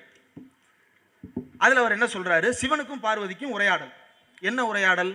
பார்வதி, பிராணநாதா, இந்த மாதிரி மேல கருடன் பறந்து போகும்போது கன்னத்துல போட்டு இருக்கிறான் எல்லாரும், என்னன்னு எனக்கு புரியல, அது நம்மளை விட சின்ன சாமி இல்லை, அதனால அதோட வாகனத்தை முதற்கொண்டு கும்பிடுறாங்க. அப்படியா? ஒரு சின்ன சாமியோட வாகனத்தையே இப்படி கன்னத்துல போட்டு கும்பிடுறாங்களே, நீங்க பெரிய சாமி தானே, உங்க வாகனம் காளமாடு போகுது, அந்த காளமாட்டை கும்பிடாட்டியும் பரவாயில்ல, அடிச்சு குழம்பு வச்சு தின்றுறான், அடிமாடா வித்துறான், ஏர் பூட்டி உழுவுறான், இப்படி பண்றானே, இது நியாயமா? ஐயோ, உனக்கு புரிய வைக்க முடியாது போலயே, சரி விடுங்க பிராணநாதா, இதையாவது விட்டுறான், ஏர் ஓட்டிட்டு விட்டுறான், நம்ம மூத்த பையனோட வாகனம் எலி, இதையாவது சாப்பிட்றான், அதை அடிச்சு கொண்டு வீசிடுறான் மயிலாட் அப்படின்னு அந்த அம்மா கதறாங்க. ஐயோ, இவங்களுக்கு புரிய வைக்க முடியல. இப்படி போது அந்த உரையாடல் போய்கொண்டே இருக்கிறது. இன்னொரு இடத்துல சைனாவை பற்றி எழுதுறாரு. ஐயா, அது 2 பேர் பேசுறாங்க. ஐயா, நீங்கள் சைனாவுக்கு போயிட்டு வந்ததற்கு பிறகு சைவமாக மாறிட்டீங்களாமே. ஆமாப்பா நான் சைவமாக மாறிட்டேன். என்ன சொல்கிறீங்க, ஏன் இந்த திடீர் முடிவு? அப்போ என்னெல்லாம் நீங்கள் சாப்பிடுவீங்க, என்னெல்லாம் சாப்பிட மாட்டீங்க? நான் 2 கால் விஷயங்களில் சைக்கிள் மோட்டார் பைக் இதையும், 4 கால் விஷயங்களில் கார் லாரி பஸ் இவற்றையும், பறப்பவற்றில் விமானம் ஏவுகணை உள்ளிட்டவற்றையும், நீந்துவனவற்றில் கப்பல் நீர்மூழ்கி உள்ளிட்டவற்றையும் தவிர எல்லாவற்றையும் சாப்பிடுவேன். நான் செய்வோம். சாப்பிடக்கூடியது சைவம் அப்படின்னா சாப்பிடக்கூடாதது அசைவம் அப்படின்னு பொருள்படும்னா இதெல்லாம் தான் சாப்பிடக்கூடாது. இப்போ அண்ணனை நிப்பாட்டி பைக்கை கொடுங்க நான் சாப்பிடணும்னு கேட்டோம்னா அது அபத்தம். அதை நம்ம யாரும் கேட்கல. இப்படி கலாய்க்கிறாரு. அப்போ பெரியார் கடுமையான வார்த்தைகளால் எந்த அளவுக்கு பேசுகிறாரோ அதே போல ரொம்ப இலக்கிய நயம்பட பல்வேறு விஷயங்களில் ரொம்ப ஜாலியான உரையாடலை அவருக்குள்ளேயே அந்த உரையாடலை நடத்திக்கிறார். சித்திரபுத்திரன்றது வேற யாரும் இல்லை, பெரியாரே புனைப்பேரில் எழுதுகிறார். அந்த புனைப்பேரில் அவரே கட்டுரைகளை எழுதுகிறார், உரையாடல் நடத்துகிறார். சிவனுக்கும் பார்வதிக்கும் உரையாடல் நடத்துகிறார், காக்கைக்கும் குருவிக்கும் உரையாடல் நடத்துகிறார். காக்காவும் குருவியும் பேசிக்கிறது. ஏ காக்காவே, இந்த பாப்பானை போய் உயர்ந்தவன்னு சொல்றியே, உனக்கு ஏதாவது மண்டையில் இருக்கா? ஏம்மா அவங்கெல்லாம் அறிவானவங்க தானே, நீ இப்படி ஏம்மா பேசுற? அதெல்லாம் கிடையாது, விளக்கி சொல்றேன் அப்படின்னு சொல்லிட்டு ஒரு காக்காவுக்கு குருவி விளக்கம் சொல்லுது. அப்போ இப்படி என்னென்ன வகைகளிலெல்லாம் தன்னுடைய கருத்துக்களை மக்கள் மத்தியில் கொண்டு போய் சேர்க்க முடியுமோ அன்னன்ன வழிகளிலெல்லாம் தந்தை பெரியார் அதை செய்தார். இதெல்லாம் ஆதரவு. எதிர்ப்பு வரணும்ல. எதிர்ப்பு வரலன்னா, அந்த எதிர்ப்பு வரல அப்படின்னா அவர் பெரியாரே கிடையாது. பெரியாரே சொன்னதுபடி நீ ஒன்று செய்கிற அப்படின்னா அவன் திட்டணும். அவன் திட்டலன்னா நீ ஏதோ தப்பு பண்ற, உன்னே நீ திருத்திக்க, இல்லைன்னா நீ வேலை பார்க்கலன்னு அர்த்தம். அப்போ எதிர்ப்பு வருகிறது. எப்படி எதிர்ப்பு வருகிறது என்றால், இன்னைக்கு தமிழ்நாட்டில் ஒரு மார்க்கெட் வேல்யூ இருக்கு. என்ன மார்க்கெட் வேல்யூ அப்படின்னா, நீ பிற்போக்கான ஒரு படத்தை எடுத்து வித்துற முடியாது. டிஸ்ட்ரிபியூட்டர் தியேட்டரில் ஓட்டுவான், படத்தை மக்கள் ஓட்ட மாட்டான். எவ்வளவு சிறப்பான படங்களாக இருந்தாலும் ஒரு 2-3 விஷயங்களை உள்ள வைக்க முடியுமான்னு யோசிக்கிறாங்க. என்னென்ன? இந்த இந்தி திணிப்பை எப்படியாவது எதிர்க்கணும், ஹிந்திக்காரனை வச்சு அவனை மட்டம் தட்டுற மாதிரி ஒரு காமெடி பண்ணணும். அது இல்லை நம்ம நோக்கம். ஹிந்தியை எதிர்ப்பது. அப்ப இந்தியை எப்படியாவது எதிர்க்கிற மாதிரி ஒரு சீன் வைக்கணும். ஏன்? Selling point. இந்த முற்போக்காளர்களை பூரா தியேட்டருக்கு வர வைக்கிறதுக்கு செல்லிங் பாயிண்ட். இன்னொரு பக்கம் என்ன பண்றான்? தீண்டாமை, அதை ஆதரிக்காம எல்லாரும் போலாமே, எல்லாருக்கும் சமந்தானே அப்படின்ற ஒரு வசனம். நம்ம அது ஒரு ஷார்ட்ஸ் வேல்யூ இல்லையா? ஒரு 20 நாள் அது ஷார்ட்ஸ்ல சுத்தும். இப்ப நம்ம இதை வைத்தார்களே என்று சந்தோஷம் அடைந்து அந்த படத்தை பார்ப்போம் இல்லையா? இது ஒரு மார்க்கெட். இந்த மார்க்கெட் இன்றைக்கு இருக்கிறது என்றால் இதை உருவாக்கியவர் தந்தை பெரியார் தான். இந்தியா முழுவதும் முற்போக்கான படங்கள் எடுத்து வட இந்தியாவால் விரட்டி அடிக்கப்பட்ட படங்கள் தமிழ்நாட்டில் ஓடும். இந்தியாவில் இருந்து என்னென்ன விஷயங்கள் எல்லாம், அதாவது இந்தியாவில் எதெல்லாம் பேசினா ஓடாதோ அதெல்லாம் பேசினா இங்கே ஓடும். அப்படி இந்த மதிப்பை, சந்தை மதிப்பை பெரியார் உற்பத்தி செய்கிறார். எப்படி? அதை அவரே எழுதுகிறார். 5/5/1929 25 தொடங்கி 4வது ஆண்டு நிறைவில் எழுதுகிறார். குடியரசுக்கு விளம்பரம் கொடுத்திருப்பவர்களிடம் சென்று, குடியரசுக்கு விளம்பரம் கொடுக்க கூடாது, உங்களுடைய செல்வாக்கை செலுத்தி பலவந்தம் செய்து குடியரசுக்கு விளம்பரம் கொடுக்காதீங்க. கொடுக்காம இருந்தீங்கன்னா நான் என் பத்திரிகையில ஓசியில விளம்பரம் பண்ணி தரேன். உங்க விளம்பரத்தை நான் அமெரிக்காவுக்கு கொண்டு போறேன், ஆப்பிரிக்காவுக்கு கொண்டு போறேன், ஆஸ்திரேலியாவுக்கு கொண்டு போறேன், எங்கவா இருக்கிற எல்லா இடத்துக்கும் உங்க விளம்பரத்தை கொண்டு போய் சேர்க்கிறோம்னா நீங்க தயவு செய்து, அவன் விற்கிற ஊதுபத்தி அமெரிக்காவுக்கு ஏற்றுமதி பண்ண போறான், இவன் போய் பேசுறான். ஆனாலும் குடியரசுக்கு வந்த விளம்பரங்களின் எண்ணிக்கை குறையவில்லை. அன்றைக்கு இருந்த மக்கள் தொகையில் 3-7% பேர் தான் நன்கு எழுத படிக்க தெரிந்தவர்களாக இருந்திருக்கிறார்கள். அந்த காலகட்டத்தில் தொடங்கிய 1வது ஆண்டில் 2000 பிரதிகள், 2வது ஆண்டில் 4500 பிரதிகள், 3வது ஆண்டில் 7000 பிரதிகள், 4வது ஆண்டில் 9500 பிரதிகள் என்று ஆயிரக்கணக்கான பிரதிகளை விற்று தீர்த்தது குடியரசு. சரி, இதெல்லாம் குடியரசு வித்து தீர்த்தது இருக்கட்டும். குடியரசை ஆதரிப்பதற்காக பல பத்திரிகைகள் இயங்கின. பட்டியல் போடுகிறார். அதே இதல்ல, நமக்கு உதவியாக இருக்கும் குமரன், நாடார்குலமித்திரன், தமிழன், முன்னேற்றம், விஸ்வநேசன், சுயமரியாதை தொண்டன், லட்சுமி, ரிப்போர்ட், திராவிடன், முத்தமிழ்நாட்டின் பள்ளி உதயம், பிரசண்ட மகாவிகடன், மலையாள மொழி பத்திரிகைகளாகிய சகோதரன், மிதவாதி, தேசாபிமானி இவையெல்லாம் சேர்ந்து சுமார் 40,000 சந்தாதாரர்களை கொண்டு நமக்காக உழைத்து வருகிறார்கள்.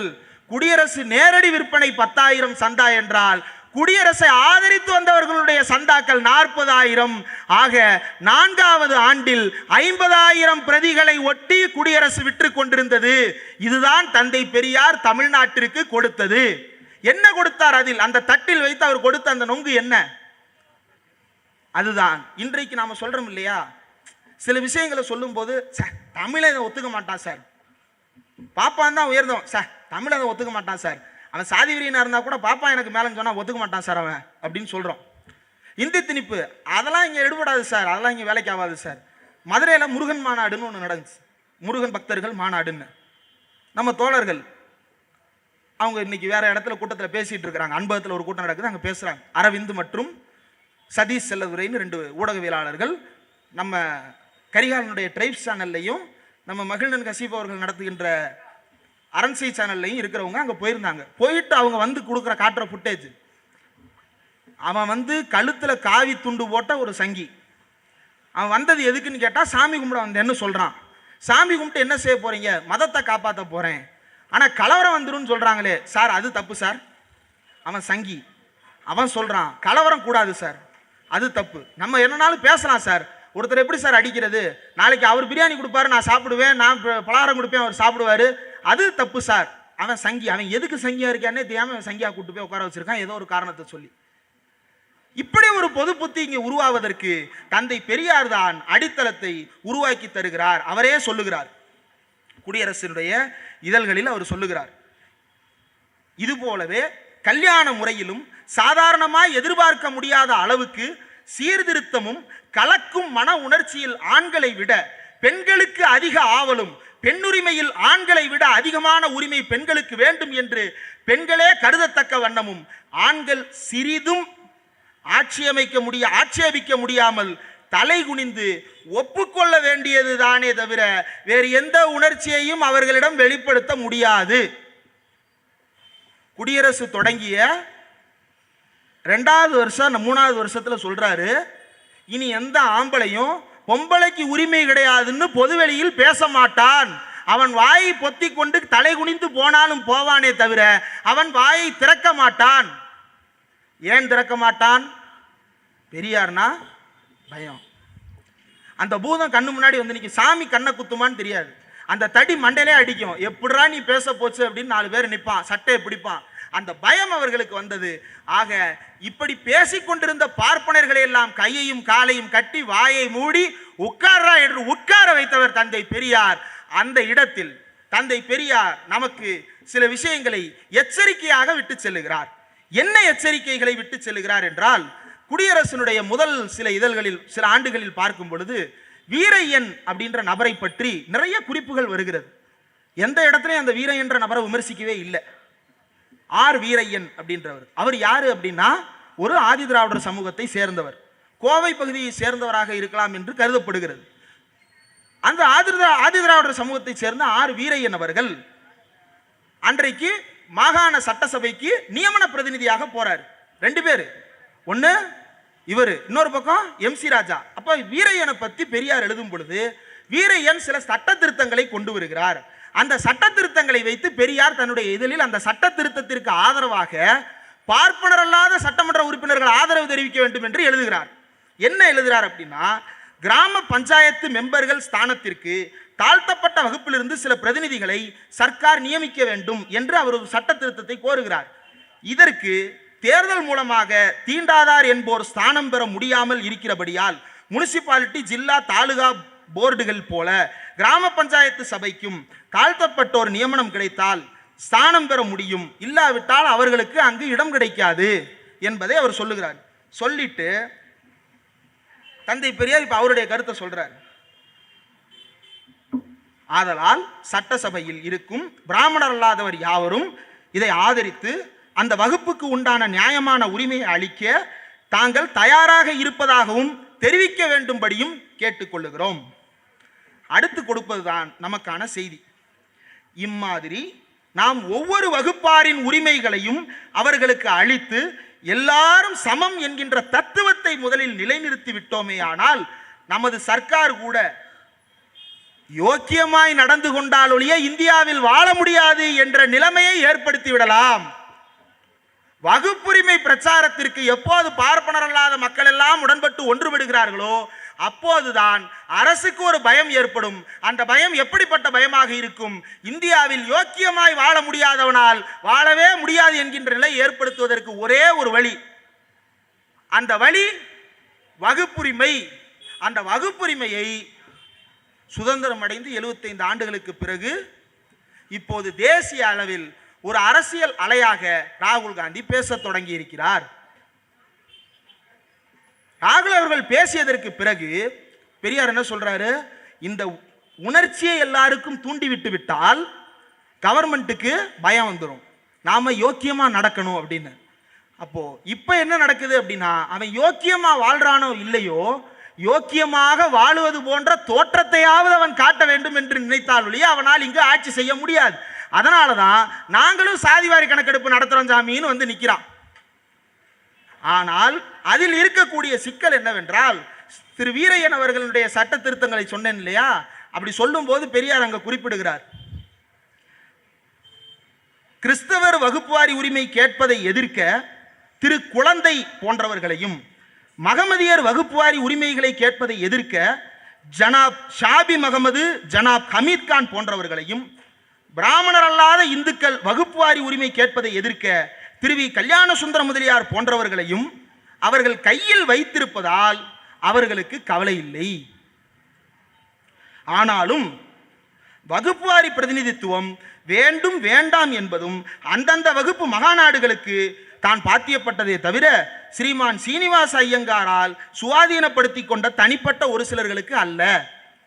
அதாவது யாரெல்லாம் எந்தெந்த வகுப்புகள் எல்லாம் தங்களுடைய உரிமைகளை கேட்டு போராட வருகிறார்களோ அந்தந்த வகுப்பை சேர்ந்தவர்களை வைத்தே இந்த உரிமை நமக்கு வேண்டாம் என்று பேச வைக்கின்ற வித்தையை கற்றுவத்தவர்களாக பார்ப்பனர்கள் இருக்கிறார்கள். அதை நாம் எதிர்க்க வேண்டும். அதே வீரையன் இன்னொரு சட்ட திருத்தத்தை கொண்டு வருகிறார்.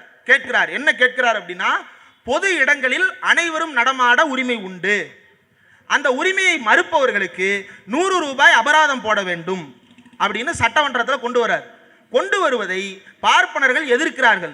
பெரியாருக்கு செய்தி வருகிறது. உடனே வந்து இதை தோற்கடிப்பதற்கு பார்ப்பனர்கள் வேலை செய்கிறார்கள். பார்ப்பனர் அல்லாதவர்கள் அதை ஆதரிப்பதற்கு, அதாவது பார்ப்பனர்களை ஆதரிப்பதற்கு தயாராகி கொண்டிருக்கிறார்கள். இதை நாம் கவனமாக கவனிக்க வேண்டும் என்கிறார். அடுத்த செய்தி வருது, சட்டம் நிறைவேறியது. பொது இடங்களில் யாராவது நடமாட்டத்தை தடுத்து நிறுத்தினால், இவர் இன்னார், இவர் நுழையக்கூடாது என்று தடுத்தால் அவருக்கு 100 ரூபாய் அபராதம் என்கின்ற சட்டம் நிறைவேறிவிட்டது என்று செய்தி வருகிறது. அப்படி வந்ததற்கு பிறகு பெரியார் என்ன சொன்னார் என்றால், இப்படி வந்து இதை ஒத்துக்கிட்டாங்க அப்படின்னு தெரிய வருது. வீரையன் திருத்தம் ஏற்கப்பட்டதாக செய்தி கிடைக்கிறது. ஆனால் பார்ப்பன வக்கீல்களும் நீதிபதிகளும் இந்த சட்டத்தை வைத்துக்கொண்டு அதை கொண்டு வந்தவருடைய எண்ணப்படி பலன் கிடைக்க சம்மதிப்பார்களா? அவர்களுடைய சட்ட அறிவு இந்த சட்டத்தை உயிருடன் இருக்க சம்மதிக்குமா? பார்ப்பனர்களுடைய அவன் கொண்டு வந்துட்டாரு, தாழ்த்தப்பட்டோர் இந்த தெருவில் நுழையக்கூடாது என்று ஒருவன் சொன்னால் அவனுக்கு 100 ரூபாய் அபராதம் போட வேண்டும் என்று சட்ட திருத்தம் கொண்டு வரப்பட்டு விட்டது. கொண்டு வரப்பட்டதற்கு பிறகு இது கொண்டு வரப்பட்டது சரி, ஆனால் இதை ஏற்றுக்கொள்வதற்கு, அதை நடைமுறைப்படுத்துவதற்கு இந்த பார்ப்பனர்கள் அனுமதிப்பார்களா? அவர்களுடைய சட்ட அறிவு இதை செயல்பட அனுமதிக்குமா? இதுதான் இன்றைக்கு தமிழன் தன்னுடைய திசை வழியை அறிந்து கொள்வதற்கான வழிகாட்டி. இதை கொண்டு வருவது முக்கியம் அல்ல, இதை எப்படி செயல்படுத்த போகிறோம் என்பது முக்கியம். அந்த செயல்பாட்டில் பார்ப்பனர்கள் ஒரு சிறிதும் தலையிடாதபடிக்கு அல்லது பார்ப்பனியம் எட்டி பார்க்காதபடிக்கு இதை நாம் கையாள வேண்டும் என்கின்ற உணர்ச்சியை நமக்கு கொடுத்தவர் தந்தை பெரியார். அதை குடியரசில் எழுதி குடியரசுக்கு ஆதரவான சந்தாதாரர்களை திரட்டி குடியரசு இதழ்களை ஆதரிக்கக்கூடிய பல்வேறு இதழ்களை ஆதரித்து இதன் மூலமாக பல லட்சக்கணக்கான வாசகர்களை சென்றடைந்து இந்த பொது உணர்ச்சியை அவர் ஏற்படுத்தினார். இந்த குடியரசு அப்படின்றது இதழ். இந்த இதழை ஒரு இடத்துல அச்சிடணும்ல, அந்த அச்சிடுகின்ற அச்சகத்துக்கு பேர் என்ன வைத்தார் தெரியுமா? ரொம்பலாம் யோசிக்கல, அவருடைய நோக்கத்தை பேரா வச்சிருவார். அவர் எப்பயுமே அவருடைய நோக்கம் தான் பேரா மாறும், புத்தக தலைப்புல இருந்து எல்லாமே. குடியரசு இதழ் தொடங்கப்பட்டதற்கான காரணம் என்ன? உண்மையை சொல்ல வேண்டும். போர்டு அச்சகத்துக்கு பேர் உண்மை விளக்க அச்சகம். அச்சகத்துக்கு பேரே உண்மை விளக்கம் அச்சகம் தான். உண்மையை சொல்லுவதற்காகத்தான் இந்த இதழ் உருவாக்கப்பட்டிருக்கிறதே தவிர நான் ஒரு காலம் பொய் சொல்ல மாட்டேன், அதனால் என்னுடைய இதழை உங்களால் மண்ணள்ளி போட்டு மூட முடியாது என்று சொன்னார். இந்த உணர்வை தந்தை பெரியார் ஊட்டியதுதான் இன்றைக்கும் தமிழர்களாக வாழுவது. அதுல ரொம்ப நிறைவாக சில கருத்துக்களை மட்டும் சொல்லி ஒரு 5 நிமிடத்தில் என்னுடைய உரையை முடித்துக் கொள்ளுகிறேன். ஒரு முக்கியமான செய்தி, என்ன செய்தி என்றால், அதாவது மீனாட்சி அம்மன் கோவில் அப்போ தாழ்த்தப்பட்டோர் நாடார்கள் நுழைவதற்கு அனுமதி இல்லை அப்படின்னு மறுக்கப்பட்டிருந்த காலம். அப்படி மறுக்கப்பட்டிருந்த காலத்தில் அங்கிருந்த ஒரு ஐயர், அவருடைய பெயர் குப்புசாமி ஐயர் என்பவர் அந்த கோயிலுக்கு கவர்னர் கோஷினுடைய மனைவியை அழைத்து சென்று தரிசனம் காட்டுகிறார். சுவாமி தரிசனம் அந்த அம்மா பார்த்துட்டு வர்றாங்க.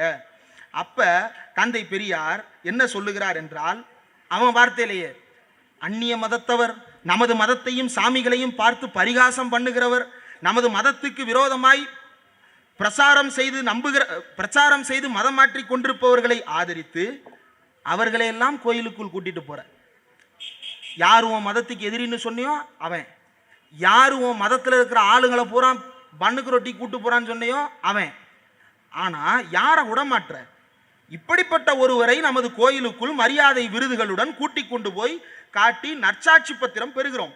அதே கோவிலுக்குள் நமது நாட்டவர், நமது மதத்தவர், நமது தெய்வத்திலும் மதத்திலும் நம்பிக்கை கொண்டு கண்டு தரிசிக்க ஆசைப்படுகிறவர்கள், நமது நாட்டின் நலனையும் மதத்தின் நலனையும் சதாகாலமும் கோருகிறவர்கள், நீ கோயிலுக்குள் பிரவேசிக்க கூடாது, நீ தாழ்ந்த ஜாதி என்று உதைத்து தள்ளினாலும் உங்கள் மதத்தை விட்டு வேறு மதத்திற்கு போக மாட்டேன், உங்கள் சுவாமியை விட்டு வேறு சுவாமியை கும்பிட மாட்டேன் என்று சொல்லிக்கொண்டு நம்மை விட்டு போகாமல் நம்மையே சதா சர்வகாலம் கெஞ்சுகிறவர்களை, நமது நாட்டின் நலனுக்கு உழைக்கிறவர்களாகிய ஒரு பெரிய சமூகத்தாரான நமது நாடார் சகோதரர்களை மாத்திரம் அதே மீனாட்சி அம்மன் கோயிலுக்கு உன்னுடைய பணம் உதவும், உன்னுடைய பால் உதவும், உன்னுடைய பேரால் அறக்கட்டளை அர்ச்சனை செய்து பணம் வாங்கி பிழைக்கலாம், உன் வீட்டுக்கு சமீபத்தில் மீனாட்சி நின்று கொண்டு தீபாராதனை செய்யலாம், உன் மண்டபத்திற்கு மீனாட்சி மண்டப கட்டளை செய்து கொள்ளலாம்.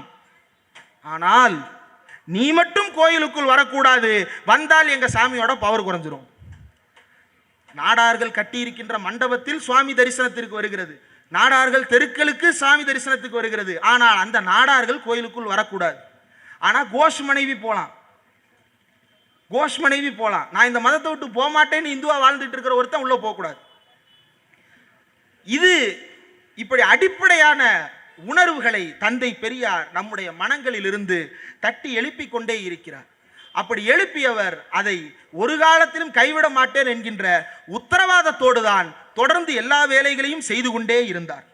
வீரையினுடைய சட்ட திருத்தமாக இருக்கட்டும், பார்ப்பனர் அல்லாதாரிலேயே எப்படி பார்ப்பன அடிவரடிகள் இருக்கிறார்கள், அவர்களுக்கு என்னவெல்லாம் நடக்கிறது என்பதாக இருக்கட்டும். இன்னொரு சம்பவத்தை குறிப்பிடுகிறார். உமா மகேஸ்வரன் பிள்ளை அப்படின்ற ஒருத்தர், அவர் வேறு ஒரு சுதேசமித்திரன்ற இதெல்லாம் ஒரு கடிதத்தை வெளியிடுறார். அந்த கடிதத்தில் உமா மகேஸ்வரன் காந்தியடிகளிடம் பேச்சுவார்த்தை நடத்துகிறார். அந்த பேச்சுவார்த்தையில் காந்தியாரே பிராமணர் அல்லாதார் என்று துவேஷம் பரவி கொண்டிருக்கிறது அப்படின்னு சொல்றார். உடனே அவர், ஆமா பிராமணர் அல்லாதார்ன்ற சண்டை வலுப்பெறுவதாகத்தான் எனக்கும் தெரியுது, பலர் கூட இது முத்தாதுன்னாங்க, ஆனா தமிழ்நாட்டில் இருக்கக்கூடிய நம்முடைய நண்பர் ராமசாமி அவர்கள் என்னை தொடர்பு கொண்டு நீங்க இதுல தலையிடணும், நீங்க இதுல கருத்து சொல்லணும்னு தொடர்ந்து கேட்டுக்கிட்டே இருக்கிறாரு. ஆனா பாருங்க, அப்படி போறாரு. ஆனா பாருங்க, இதுக்கு நடுவுல நம்ம பிராமணர்களுக்கு கொஞ்சம் முற்போக்குணர்ச்சி வந்துருச்சு. எப்படி? ஒரு காலத்துல நான் சீனிவாச ஐயங்கார் வீட்டுக்கு போய் தங்கிட்டு இருக்கும் போது அவ திண்ணையிலேயே என்னை உட்கார வச்சுட்டு உள்ளே விட மாட்டா. ஆனா பாருங்கோ, 1927 நான் போயிருக்கேன், என் மனைவி அவ வீட்டு அடுப்புங்கிற வரைக்கும் போயிட்டு வந்துட்டானா பாத்துங்களேன், அவன் முற்போக்கம் மாறிட்டாளோன்னு அப்படின்னு காந்தியின் மனைவிக்கே உரிமை வாங்கி தந்தது தந்தை பெரியார். அப்போ பெரியார் அடித்து அடித்து அடித்து அடித்து சம்மட்டியால் பக்குவப்படுத்திய இந்த சமூகத்தை மீண்டும் எப்படியாவது உதிர்த்து விட வேண்டும், இந்த உணர்வு அற்றவர்களாக ஆக்கிவிட வேண்டும் என்கின்ற சிந்தனையோடு தொடர்ந்து செயல்பட்டு கொண்டிருக்கிறது ஒரு கூட்டம். இதுதான் இன்றைக்கு இருக்கக்கூடியது. தந்தை பெரியார் சொன்னதை போலவே நமக்கு பிராமணர்கள் மேல் துவேஷம் இல்லை, ஆனால் அவர்களுடைய சூழ்ச்சிக்கு இந்த நாட்டில் இடம் இருக்கின்ற வரைக்கும் நமக்கு விடுதலையும் இல்லை. தந்தை பெரியார் மகாத்மா காந்தியினுடைய மறைவின் பொழுது அதை தான் குறிப்பிடுறார். காந்தியார் மறைவு அப்படின்னு சொல்லிட்டு பேசும்பொழுது ஒரு வார்த்தையை கேட்கிறார். சுயராஜ்யம் சுயராஜ்யம் என்று அடைந்தோமே, அந்த சுயராஜ்யத்தின் பலன் என்ன?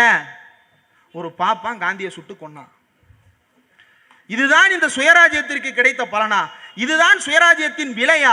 இப்படிப்பட்டதைத்தான் நாம் கேட்டோமா? இது கூடாது என்பதற்காகத்தானே நாம் போராடினோம்.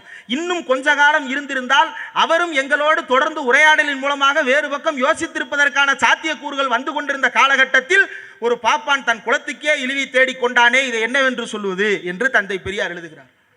அப்போ அவர் கோரியது அடிப்படையான ஒரே ஒரு உணர்வு தான். நம் மத்தியில் இருக்கக்கூடிய அந்த சுயமரியாதை உணர்வை அவர் தட்டி எழுப்புவதற்காக தொடர்ந்து முயற்சி செய்து கொண்டே இருந்தார். அந்த முயற்சியினுடைய பலனாகத்தான் இன்றைக்கு நாம் பல்வேறு உரிமைகளை பெற்றிருக்கிறோம்.